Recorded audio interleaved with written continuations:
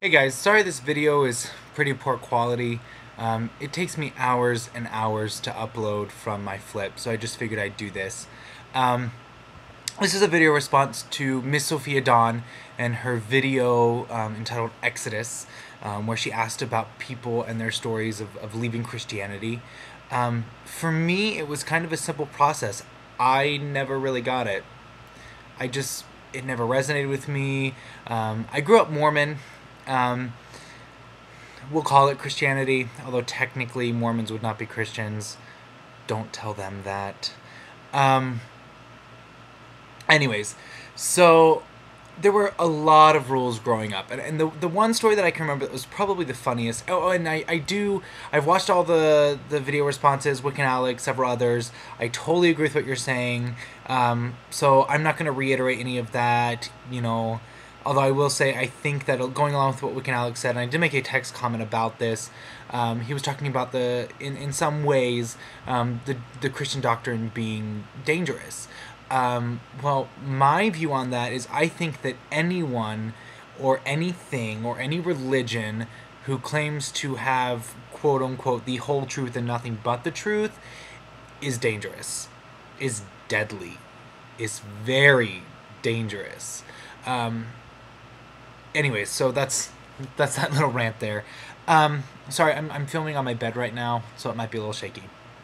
But I thought the funniest story that I could share with you about me kind of deciding not to be Christian, or at least Mormon as it were, my mother required me to wear a white button-up shirt to church. Now, I don't know what you know about Mormons, but they always, it's very, very typical. Unless you're a child, you're pretty much expected to wear a shirt and a tie at church. Best clothing, whatever. But for my mother, it was very important that it be white. And I know that there is a lot of, now I don't know if it's actually doctrine based or if it is just a cultural thing, but once you reach the age of 12 in the Mormon church and are given the quote unquote priesthood, then you are required to wear a white shirt, and you are not allowed to practice in different things of the priesthood, etc. When you're 14 or 16, 14, 16, I don't know. You're not allowed to bless the sacrament, that kind of thing. Which, come to think of it, little sidebar here, that may be why I am kind of anti pre-written circles or standard anything. Like, I don't like necessarily putting rituals and things into my Book of Shadows because I don't like them to be cookie cutter, the same all the time. And maybe that stems a little bit from the fact that the sacrament prayer, what is said to bless the bread and the water before it is given to the congregation by the priest, who I can't remember if I was 14 or 16, it's their responsibility, is the same every time. So I don't know. Maybe that's why I resented that goddamn thing. I'll tell you that much. Sorry. Anyways, so I had to wear a white shirt, and I was still really young. I hated wearing clothes in general, and you probably don't want to hear that, but I hate wearing clothes at all. Like, I would so much rather just be naked all the time. I hate clothes. I hate shoes. I hate shoes. So I grew up in Florida, where you don't really need clothes and you don't really need shoes. And I never really wore them except on Sundays. So I'd come home, and by the time we even got home, like, I would have been in my underwear. I was like 6. I would have been in my underwear by the time we pulled into the garage. And most of the times I would rip off my white shirt. And my mother would make me wear white shirts all the time. So I was probably 8 or 9.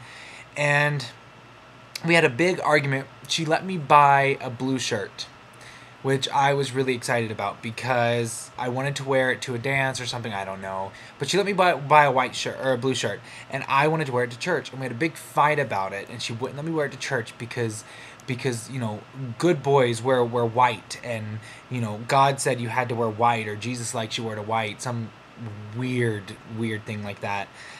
So I went to church, had to do it, whatever. Came home and ended up ripping the shirt off, like popping all the buttons. I got really upset with it, and I took all of the white shirts out of my closet, and I took scissors and cut off all the sleeves and ended up cutting them into little pieces. So all I had left was a single blue shirt.